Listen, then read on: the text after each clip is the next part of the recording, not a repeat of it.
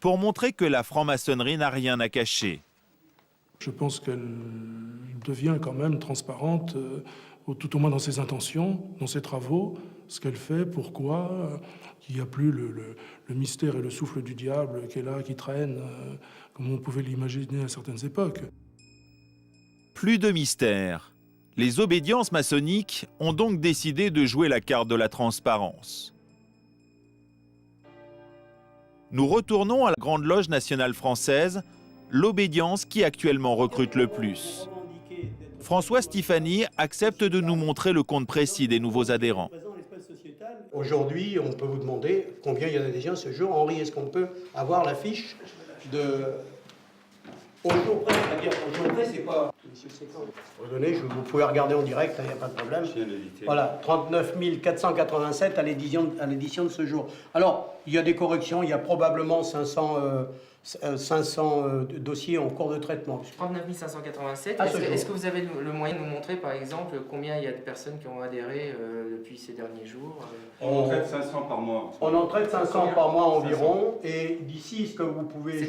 C'est-à-dire, pour bien comprendre, il y a 500 personnes qui frappent à votre porte tous les mois. Par mois, oui, à peu près. Oui. C'est énorme. C'est énorme, oui. Et sur les 500 demandes traitées par mois, il y en a grosso modo combien qui aboutissent? Ah non, celles-là sont votées. Ah, celles-là sont à voter. Sont votées. Quand le dossier arrive ici, il est voté. C'est-à-dire que le personnage est a priori accepté par sa province. Le vote est acquis.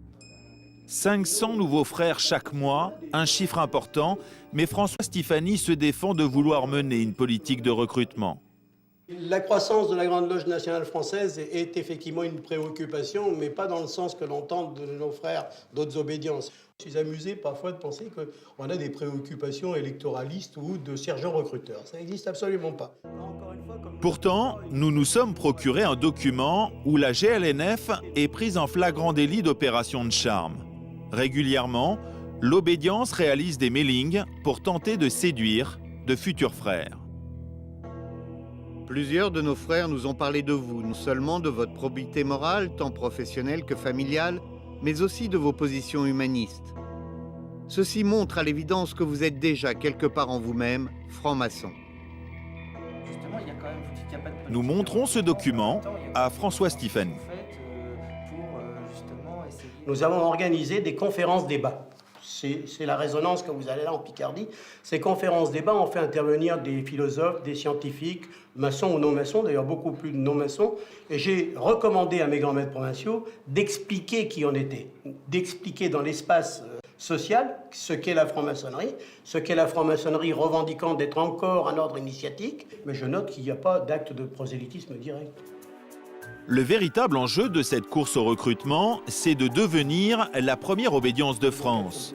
Pour l'instant, le Grand Orient compte encore 10 000 adhérents de plus que la GLNF. Un frère m'écrivait hier, avec beaucoup d'exagération, qu'on sera 200 000 à l'Orient de 2035.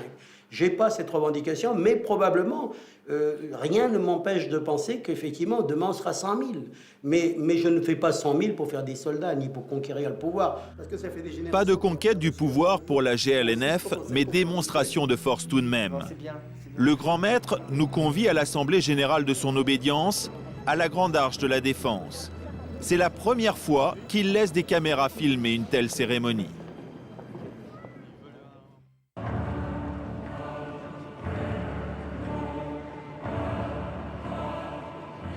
L'Assemblée générale de la Grande Loge nationale française. Des hauts dignitaires francs-maçons du monde entier se réunissent comme chaque année. Plus de 2000 personnes regroupées pour un déploiement de force hors du commun. Il n'y a que des hommes dans l'Assemblée. La GLNF refuse la mixité.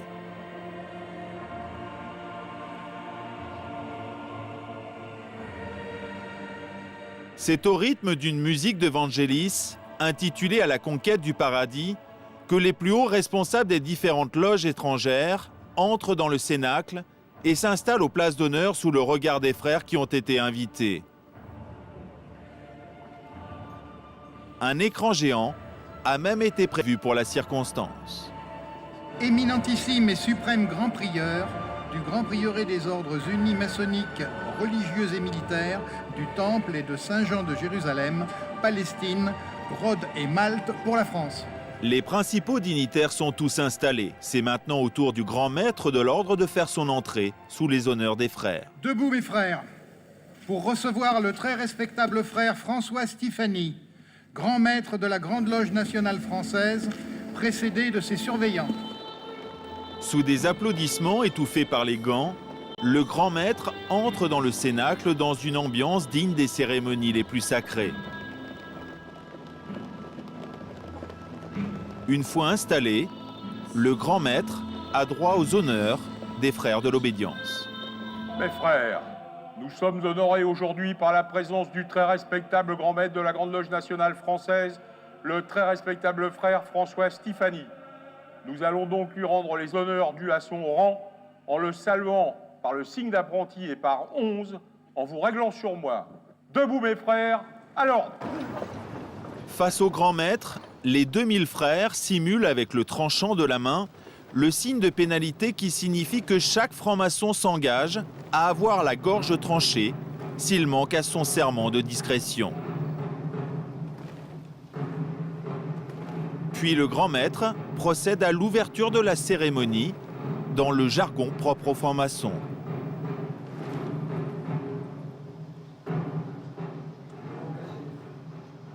Respectable frère, premier grand surveillant, qui représentez-vous? Jacquin, le grand prêtre assistant sur le mont Sinaï. Où est placé le député grand maître? À la droite du très respectable grand maître. Où se place le très respectable grand maître? À l'Orient. Qui représente-t-il? Le roi Salomon. Signe de foi, mes frères. La main droite placée sur le cœur, les francs-maçons de la GLNF témoignent de leur croyance en Dieu.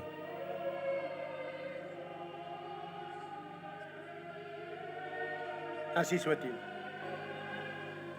Au nom du roi Salomon, je déclare cette grande loge solennellement ouverte.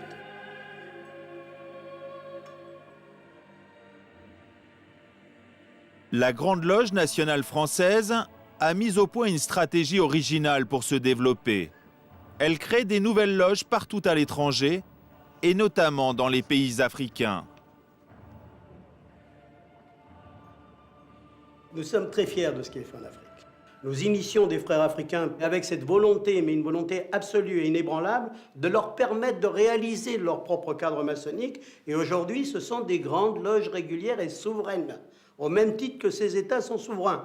Vous avez des grandes loges dans toute l'Afrique centrale et toute l'Afrique francophone.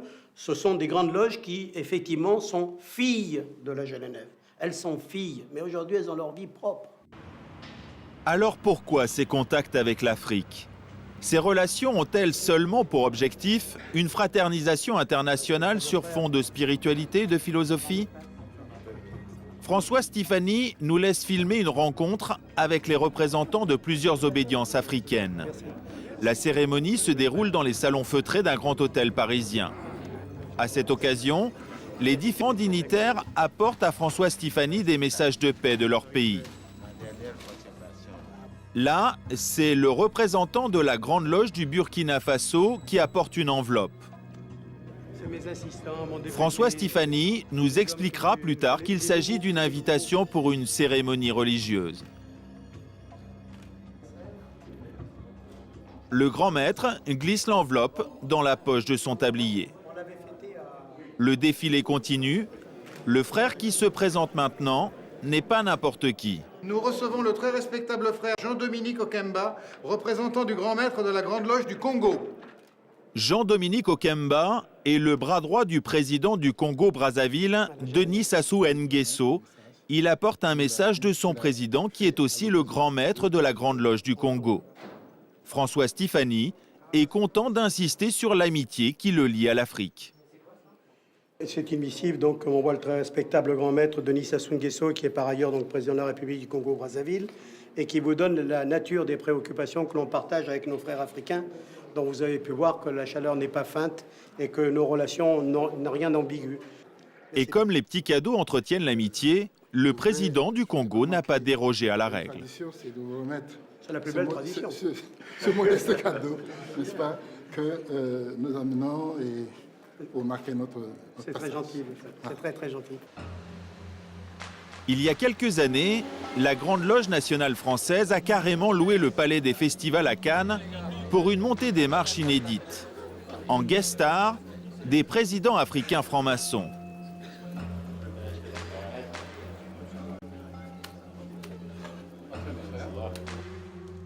Antoine Glaser est le directeur de la Lettre du Continent, une publication spécialisée sur l'Afrique.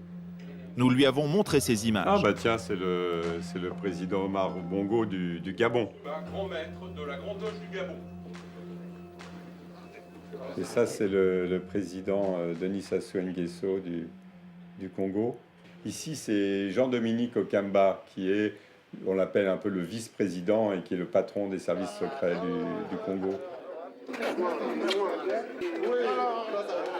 La Grande Loge nationale française initie vraiment les dirigeants africains eux-mêmes, les présidents africains qui s'initient ensuite les uns les autres. Donc ça crée vraiment un réseau à la tête des États et ça donne une puissance et une influence qui est assez impressionnante. Ces réseaux servent à quoi?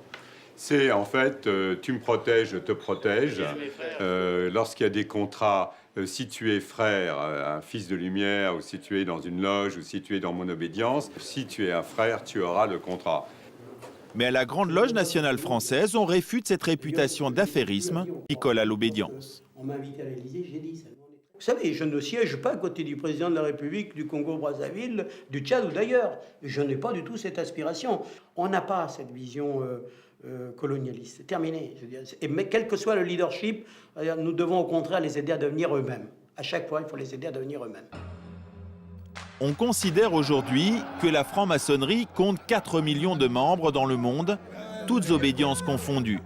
Sa force, le culte du secret et son réseau d'influence. Cette puissance, c'est l'autre plus grande qu'elle est occulte. Comment peut-on la mesurer? Puisque vous ne savez pas quand vous parlez à qui vous parlez.